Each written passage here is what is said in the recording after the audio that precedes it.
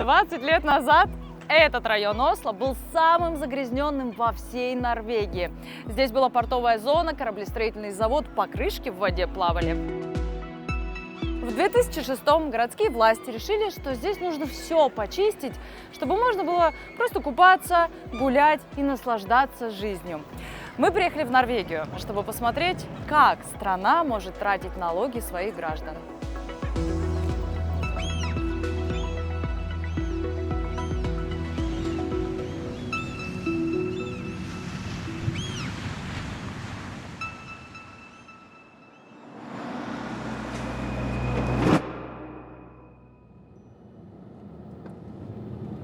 Это, видимо, школьники как раз. Это школьники, да. На великах принято.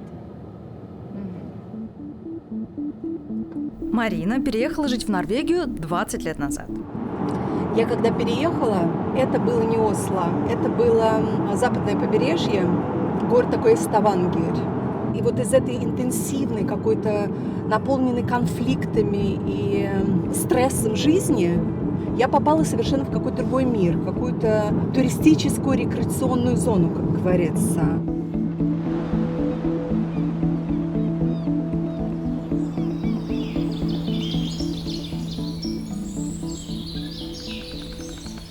Вот ты вышел из дома, и у тебя 2 минуты, и ты просто попадаешь совершенно в другой мир. В лесной Это заповедник. потрясающе, да, это просто потрясающе. Вот это главное достояние.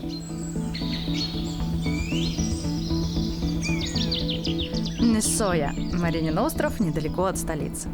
Никаких фабрик, заводов. Все дома должны вписываться в естественную среду и ни в коем случае не доминировать над природой.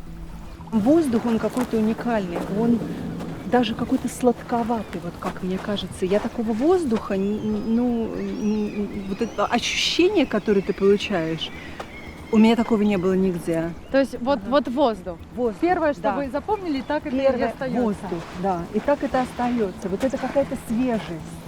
Обратите внимание, вот эта зелень, она везде. Мгм. Да. И для того, чтобы даже срубить какое-то одно дерево, нужно спрашивать разрешение у коммуны. Должен прийти специалист и посмотреть, пометить, если на самом деле это дерево старое. Не просто тебе хочется его спилить, потому что у тебя вида нет.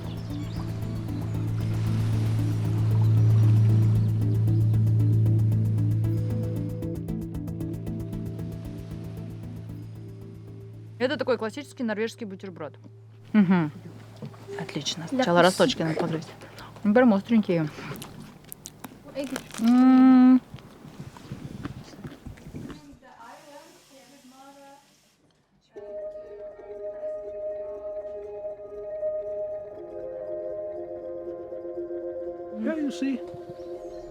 Цифра общего благосостояния. Вот она.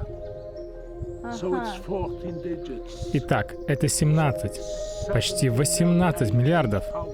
И если я разделю это с каждым человеком в Норвегии, это примерно 3-4 миллиона на человека. Ты можешь, например, утром проверить, какая там сумма общего благосостояния. Эгиль, муж Марины, норвежский капитан. Работал в море по всему миру, нефтяные исследования. Теперь работает на берегу и председательствует в их коммуне. И критикует свое правительство. Это слишком безрассудно, это число. Но я вот считаю, что нам следует просто построить новые больницы, больше инфраструктуры. Просто давайте больше денег бедным. Это очень социалистично. И если мы не можем просто пользоваться этим, отдать это.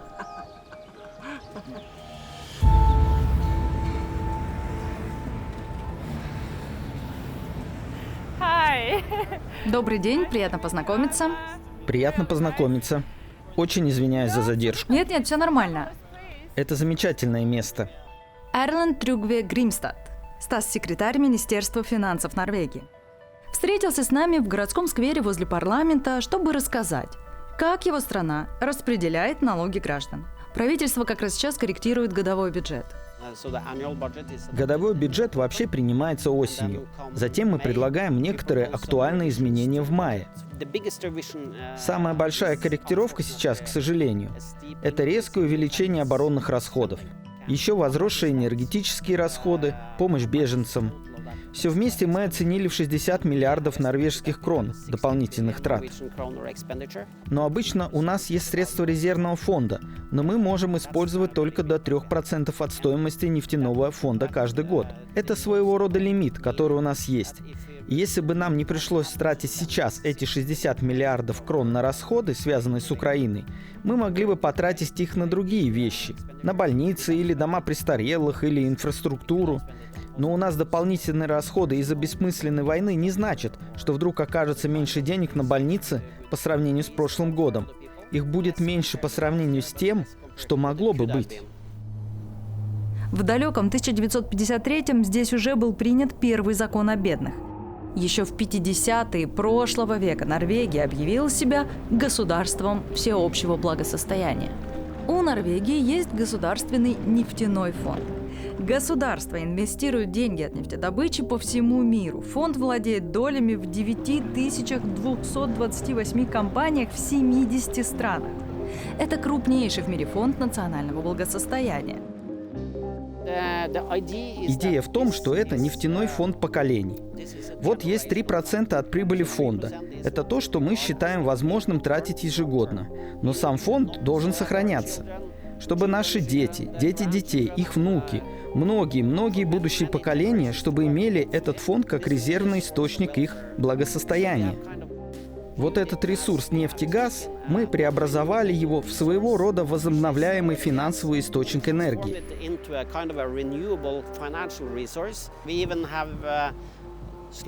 И знаете, в этом году мы использовали еще меньше, всего 2,7% из фонда. Даже меньше этих 3%.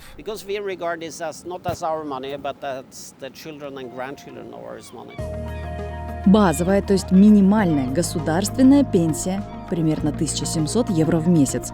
Это 170 тысяч рублей. Но удивительно другое. Страна с такими пенсиями, составляя ежегодный бюджет расходов из выплаченных гражданами налогов, давно уже думает об очень непривычных для нас аспектах повседневной жизни. Это какой-то сюрреализм просто, этот театр оперы норвежский. Норвегия 2024-го строит первую в мире плавучую ветряную станцию, уже посчитала, фотоэлектрические панели на стенах и крышах всех их зданий дадут 36% необходимой стране солнечной энергии. Такси здесь почти все электрические. Вот для моего автомобиля абсолютно бесплатно здесь зарядиться.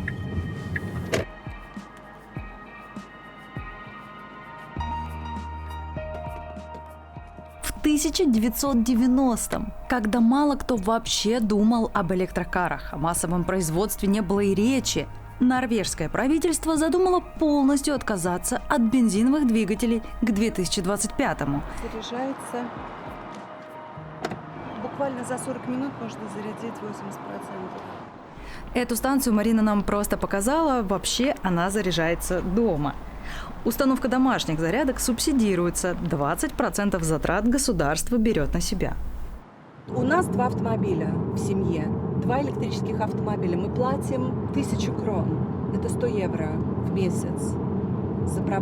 Мы заправляем каждый день. Переход к электрической мобильности был поддержан множеством классных привилегий. Здесь отменили пошлины на ввоз экологичных машин. Начали строить сеть муниципальных зарядных станций по всей стране за счет бюджета. Долго эти станции были еще и бесплатные, плюс бесплатная парковка. Дорожные сборы за въезд в Осло тратили на развитие электроинфраструктуры. Теперь это страна, где водители общественного транспорта жалуются. Слишком много электромобилей затрудняют движение по автобусной полосе.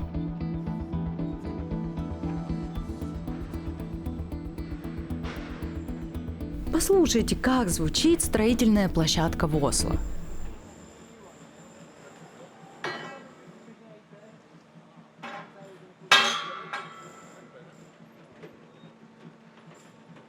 Все, что работает на строительной площадке, полностью электрическое. И как быстро заряжается экскаватор? Эскаватору весом 24 тонны для зарядки требуется 150 киловатт. За 2 часа. Здесь сейчас идет полная реконструкция старого кирпичного здания больницы конца 19 века. Его превращают в многофункциональный районный центр с детским садом.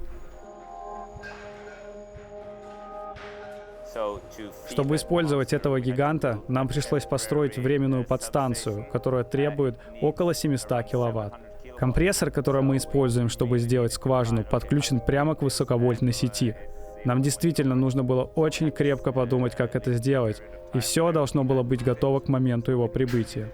У нас было только 7 точно согласованных недель, а затем экскаватор должен был отправиться в другое место. В 2019-м правительство ввело особый критерий муниципального тендера для всех строительных проектов Осло.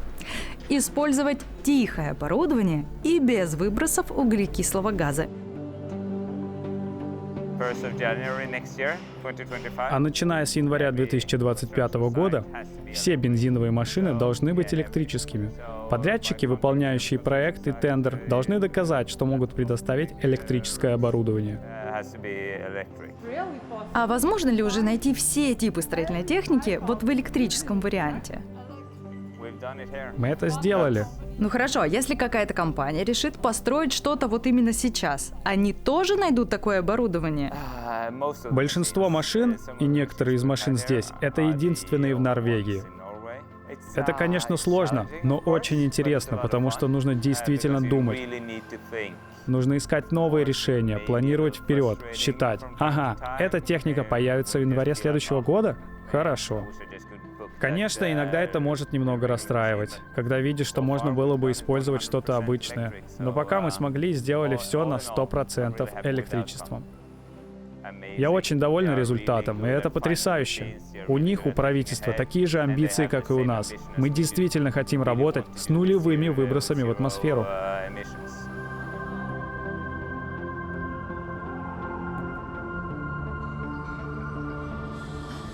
Земляника, смотри, земляника и мята.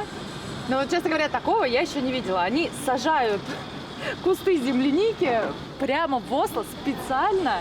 И, пожалуйста, цветет земляника в городской клумбе.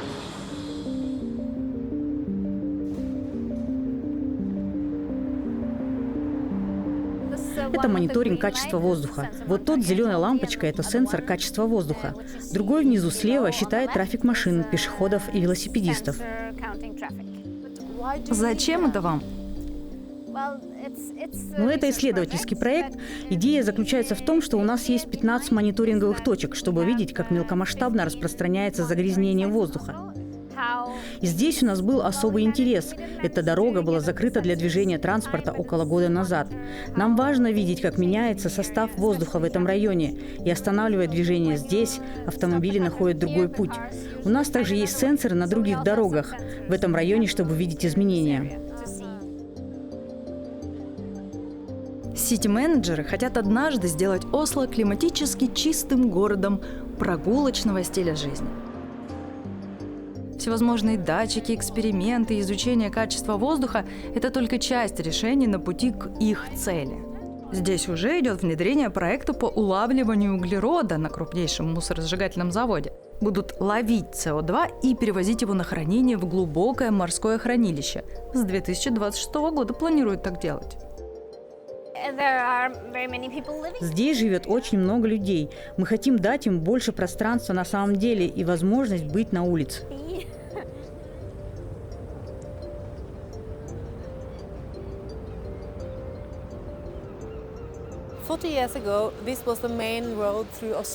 Вот здесь 40 лет назад проходила главная дорога в Осло. Да, и здесь еще была железная дорога. А то, что вы видите рядом с центром Нобеля, это была железнодорожная станция.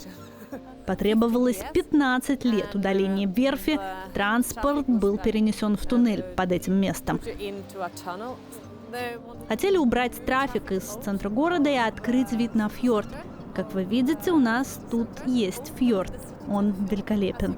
Мы его обожаем. Хайди – директор городского климатического агентства. Многим известно по восхитительным публичным лекциям об опыте Осло в достижении своих климатических целей. Во многих случаях мы, как город, вроде бы собираемся что-то сделать по снижению климатических выбросов, а потом понимаем, что мы одновременно делаем много других вещей. Уменьшаем шум, стало намного тише, снизив загрязнение воздуха. Это одно и то же. Меры по борьбе с климатическими угрозами сделали город лучшим местом для всех. Агентство городской среды превратило этот район Бьорвика в пешеходную зону на налоги. Нет запаха дизеля, только море. Приятно. Автобусы и паромы, общественный транспорт тоже весь электрический, и это тоже сделано на налоги.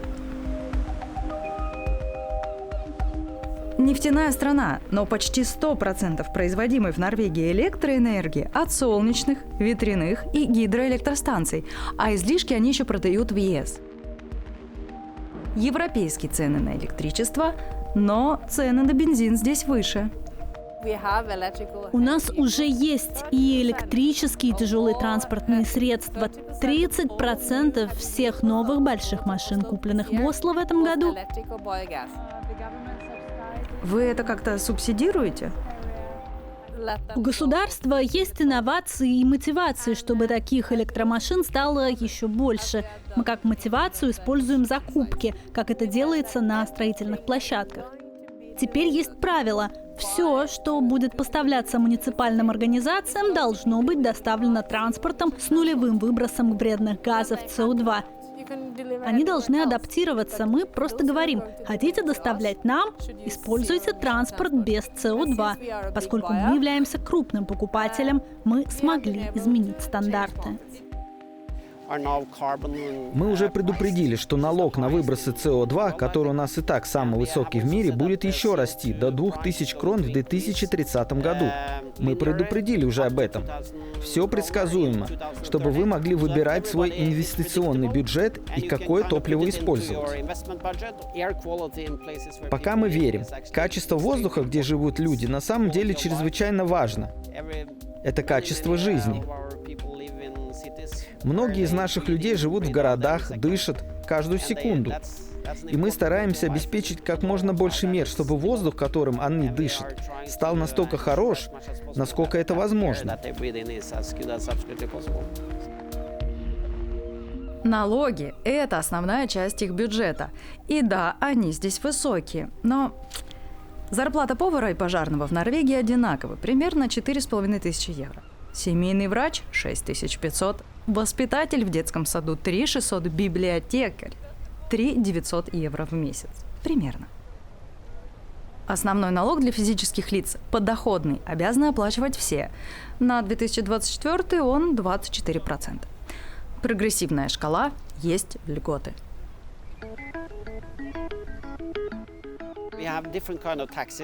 У нас есть разные виды налогов, которые мы собираем. Это подоходные налоги, НДС, он составляет примерно треть от общего налогового дохода. Налоги на природные ресурсы, нефть и газ. Вот рыбное хозяйство приносит особенно большую прибыль, поскольку сверхприбыль также облагается налогами и поступает в общественный бюджет. В Норвегии легко разбогатеть, мы это поощряем.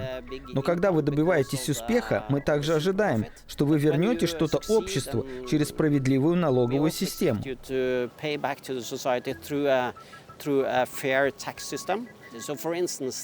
Например, в этом году налог на природные ресурсы в рыбном хозяйстве принес 5 миллиардов норвежских крон в бюджет.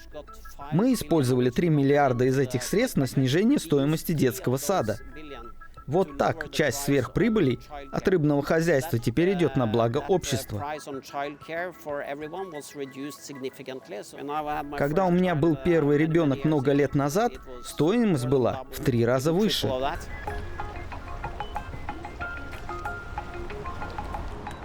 Даже если вы едете в какое-то очень маленькое место, там есть и интернет, там есть и зарядки для электрических автомобилей.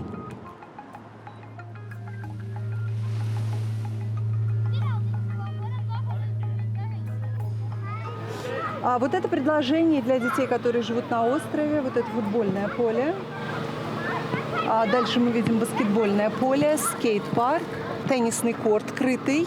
Теннисный корт. Теннисный корт и еще 2 поля. Еще баскетбольное, еще футбольное. Вот, и, пожалуйста, в любое время они могут сюда прийти. Если не заняты, они могут играть в футбол, баскетбол. Все открыто. Зимой все это очищено. Зимой также дети каждый день тренируются. А здесь при этом все снег зимой, в конечно Норвегии же, снег, всё-таки, да. естественно. Школа, образование, здравоохранение бесплатны. Люди находятся здесь под уникальной защитой. Им на 2 года вперед выплачивают пособие, сопоставимое с утерянной зарплатой.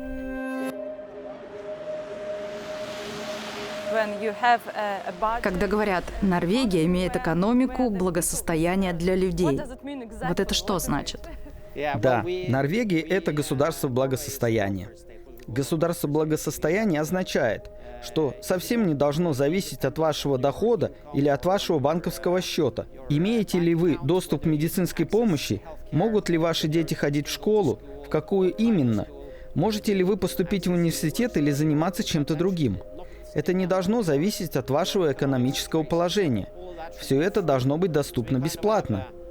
Мы имеем налоговую систему, чтобы мы, как сообщество, могли объединиться и обеспечить доступ ко всему для каждого.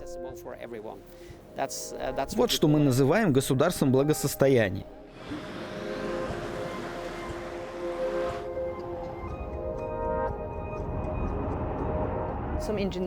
Это здание построено как исследовательский проект о естественной вентиляции. Они уже строят интеллектуальные дома будущего. Здания, которые могут производить больше энергии, чем потреблять в течение срока службы. Пытались выяснить, как мы можем работать с естественной вентиляцией, как мы можем уменьшить выбросы СО2 от вентиляции, а они огромны. Проблема в том, что мы в Норвегии сегодня тратим больше энергии на охлаждение, чем на отопление. Какую основную проблему вы здесь решили для этого?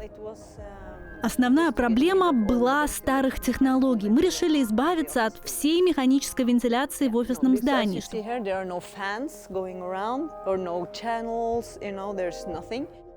Чтобы воздух проходил через это помещение, нужно было создать многокранное здание, потому что так получается больше перепадов воздушного давления. Коническая форма здания помогает воздуху двигаться быстрее снаружи, его легче направить внутрь. Вообще, мы в бюро считаем, что не можем просто делать дизайн ради дизайна. Как архитектор я должна думать, как я могу помочь этому зданию стать лучшим зданием.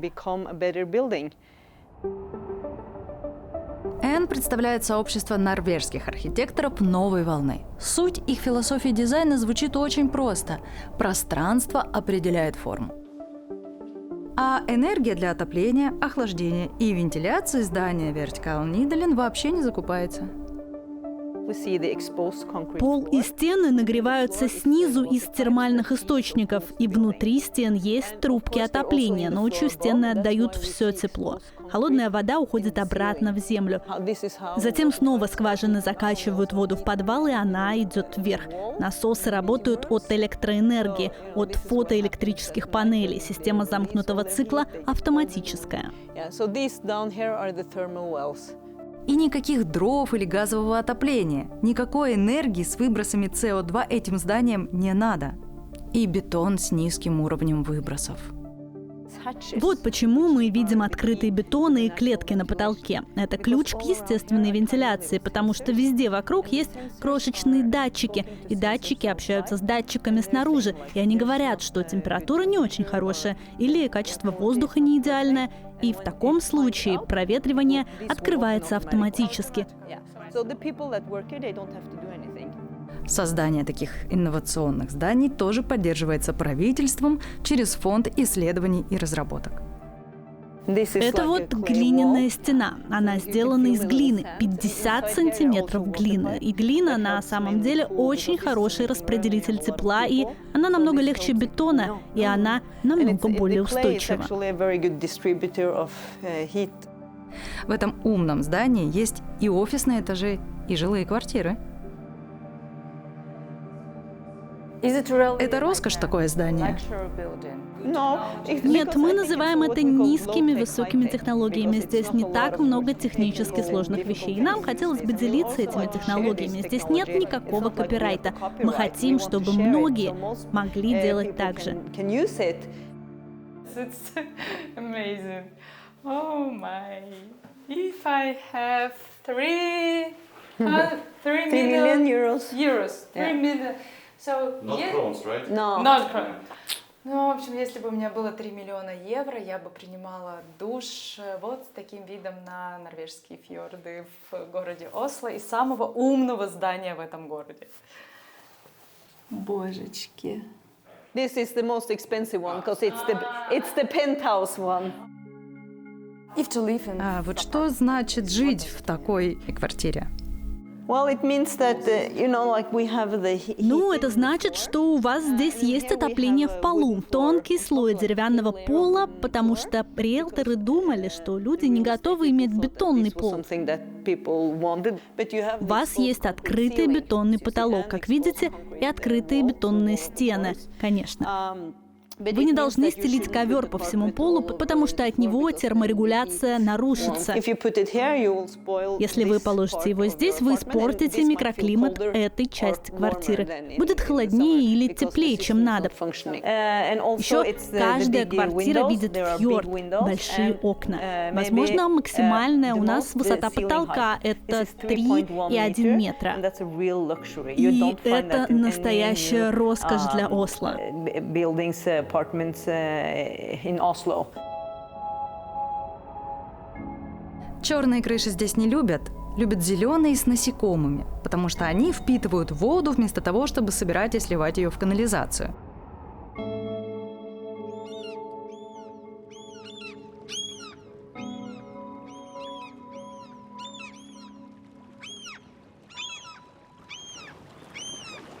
Jeg har andre spørsmål. Kan du spørre hos Frøland Bit, har de telt? Utvendig telt? Андрей переехал в Норвегию 7 лет назад из Латвии, устроился маляром в строительную компанию в городке Тонсберг. Тренгермер, трейлер, 4 stykker. Это самый старинный город страны викингов.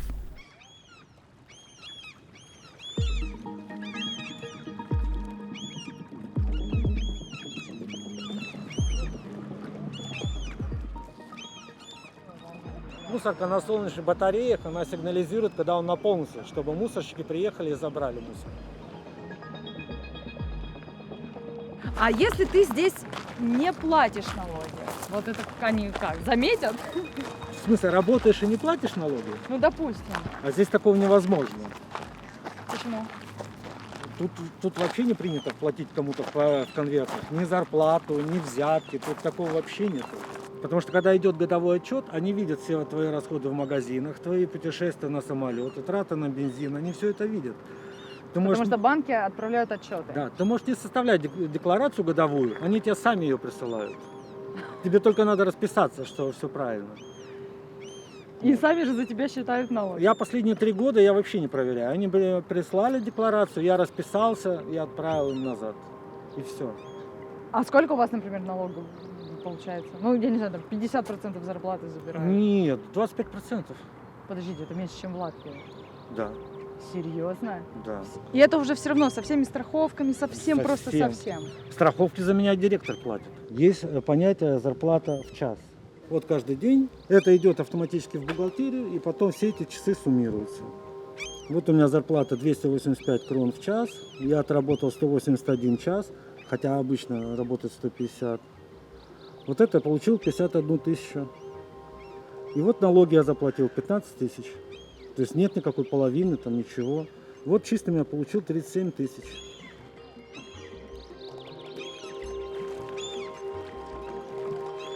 Говоря о налоговой системе Норвегии, многие восхищаются принципом прозрачности. Действительно ли это так, что вот можно узнать, какой налог платит сосед в бюджет? Абсолютно. Это давно у нас так заведено. Единственное, что вам необходимо зарегистрироваться, чтобы если вы заглянете в мою систему налогообложения, я бы знал, что вы запросили информацию. Это для того, чтобы иметь систему налогообложения, которой все доверяют, с которой все полностью уверены в справедливости, и в ней все участвуют и вносят свой вклад. Нам нужно иметь общее доверие со стороны всех, поэтому это честно и прозрачно. Это сейчас будет вежливо с моей стороны спросить, вот вы сколько налогов заплатили в прошлом году? Я не уверен, есть ли у меня точный ответ сейчас. Вы можете посмотреть сами на сайте специально. Я думаю, было бы около 500 000 норвежских крон, что-то вроде того. Но вы можете это посмотреть.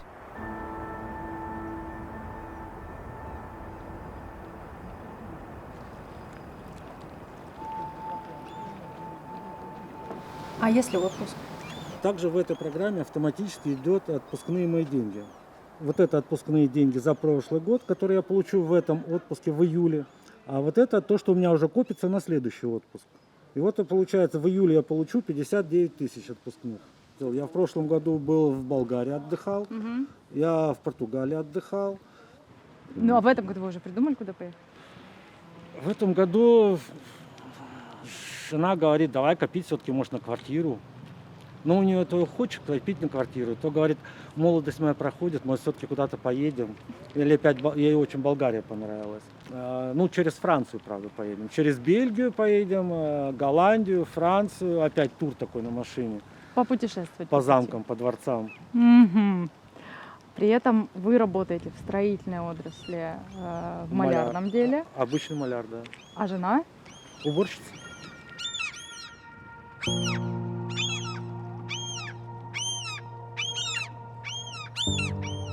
Налоги могут распределяться на общее качество жизни. Это возможно.